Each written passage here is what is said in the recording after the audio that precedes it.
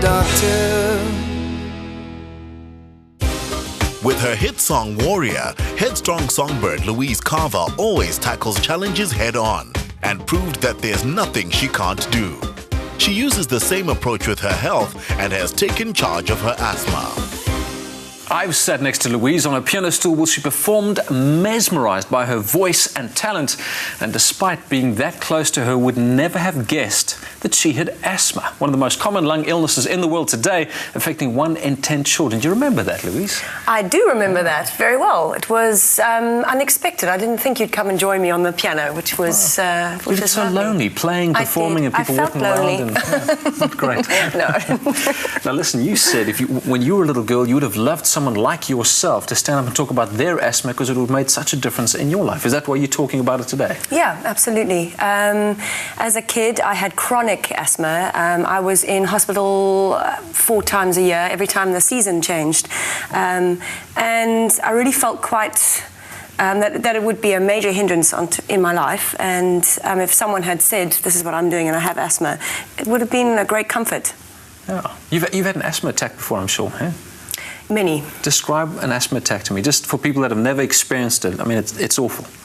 It starts off like you think you can control it, so you're taking your normal, I would take my cortisone, and you would take your normal amount and it has absolutely zero effect, and you feel yourself slowly suffocating and a lack of control. And as soon as you realize there's no more control, it can often be too late for people. So, I was lucky that I lived near a hospital and my mum was very vigilant and overprotective, but I can't even imagine being a kid that's not near a hospital because it can be too late, really. It can be fatal, and we know that. Asthma, a long-term disease of the lungs that causes temporary narrowing of the airways and makes breathing very, very difficult. But Mike, what actually happens in the lungs when it comes to asthma? Okay, so there are 2 things to realize when it comes to asthma. There's what's happening in the lungs when asthma is normal, and there's what's happening in the lungs when you've got an asthma attack. So what's happening in the background is that there is swelling, which we call inflammation in the lungs, and there's lots of mucus, and the airways wall gets thick. So the airway wall, instead of being nice and thin like this, is very thick, and that means that the hole between is quite narrow. And that's what's happening all the time in somebody with asthma, and that's why we want people to take regular controller therapy in order to fix that underlying problem. And then what happens on top of that is when somebody's got an asthma attack is those airways are twitchy and they contract down and they get even tighter, and that leads to the feeling of not being able to breathe and having the wheezing sound that comes out of the chest when there's difficult breathing. Now your breathing, your voice and asthma are, and your career rather, inseparable. So having asthma as a singer is just like, that can't be. How do you manage your asthma? As I've grown up, the attacks and the asthma. I did. Really? I grew up all by myself. That's wonderful. The doctors at the time said you would outgrow it, which is actually a fallacy. You never outgrow asthma. It's with you forever. It just becomes more manageable. My triggers are when I get sick.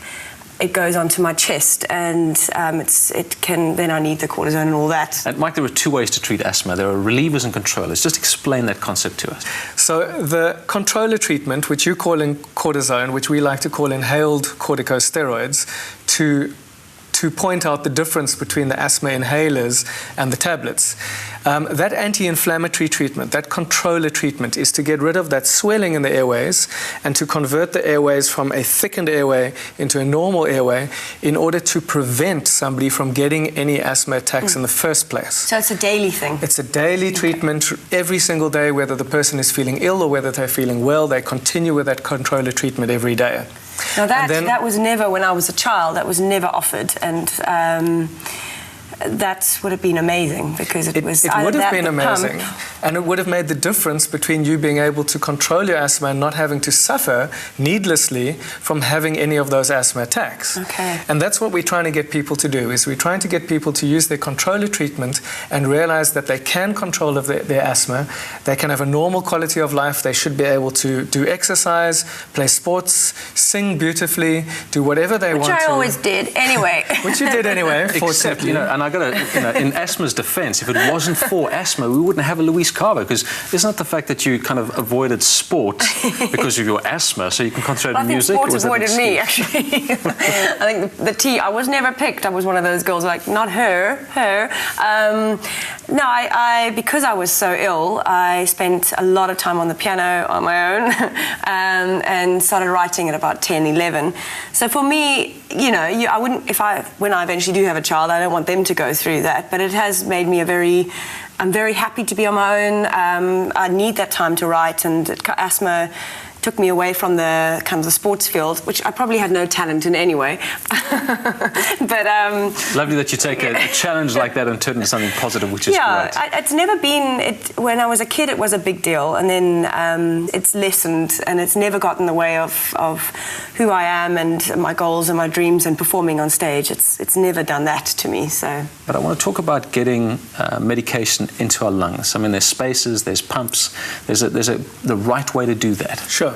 Okay, so most medication that we have is either controller treatment, which is the one that's taken every single day, like this pump, or alternatively reliever treatment, like this, which is used only when required in order to open the airways for somebody who's having an asthma attack. And most adults don't require a spacer, but for kids, to get the spray from your lungs, from this gadget into your lungs is very difficult. If you look at the way the stuff comes out, it shoots out really... Sorry. How did that feel? One moment. Your chest just opened up there.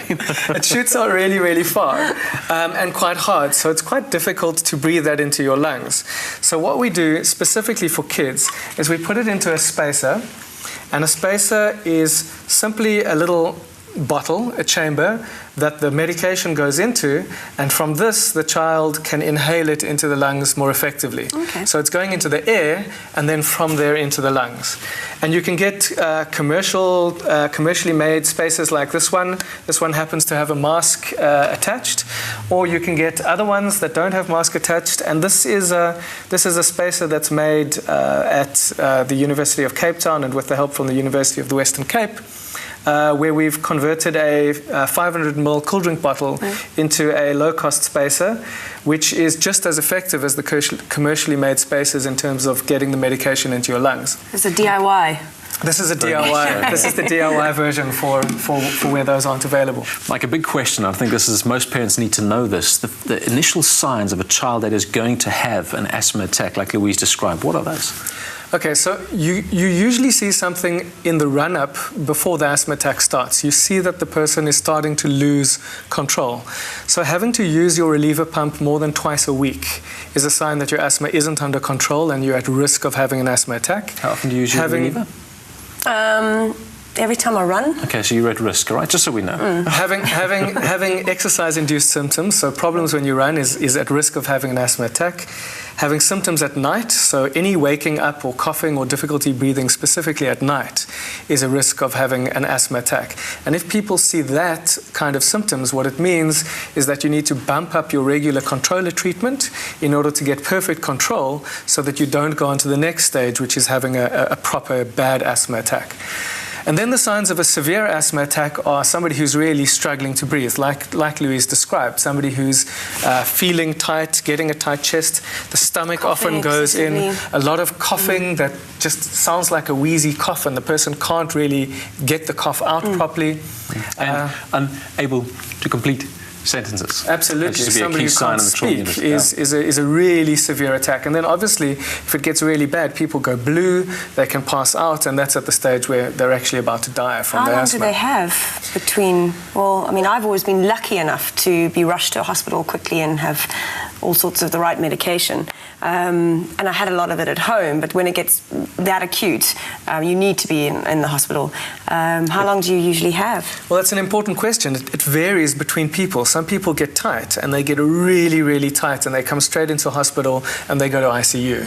And other people kind of grumble on for a short while. But the fundamental message is that we mustn't land up there in the first place. Yeah. People should be so well controlled, using their regular controller treatment, that they're not having to use their reliever treatment. They're not getting any tight chests and they don't get any asthma attacks at all. I think it's a great message when it comes to asthma treatment. Treat yourself even though you feel well. So Louise, a young girl looking at you now, has asthma and says, boy, I want to be like Louise. What advice would you give to her? My asthma's never got in the way of my dreams to be a professional singer. And so it has never limited me in any way. I never have smoked, which is a big thing. I think there's a lot of teenage pressure to smoke. I've never caved into that. That's very important. And just get the best advice you can, which I think is an amazing show, and get on with your life. Yeah. Great advice, great insights. Louise, thank you so much. So be careful not to label anyone, especially yourself, as an asthmatic. That's victim mentality. It's better to say, like Louise Carver, that you have asthma. There's a big difference. You see, Louise is in control of her asthma. It doesn't control her. BestMed Medical Scheme, at the heart of medical cover.